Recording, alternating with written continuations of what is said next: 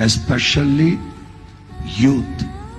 భవిష్యత్తులో మీరు గొప్పవాళ్ళు అవ్వాలంటే, ఘనంగా ఉండాలంటే, ఉన్నత స్థితిలో, ఉన్నత స్థాయిలో దేవునికి మహిమార్థమై మీరు జీవించాలంటే, యోసేపులాగా చెడుతనాన్ని ద్వేషించిన వాళ్ళై, చెడుతనాన్ని అసహ్యించుకున్న వాళ్ళై, గుండెల్లో దైవ భయం వీళ్ళెవరో కాపాడతారని కాదు, కానీ యోసేపులాగా గుండెల్లో దైవ భయం ఉన్న వాళ్ళే కాపాడబడతారు. ప్రసంగిలో ఏముంది? వలల వంటిది, ఊరిలో వంటి మనసు కలిగి ఒకటి నాకు బహు భయంకరమైనది కనిపించింది. వలల వంటిది, ఊరుల వంటిది.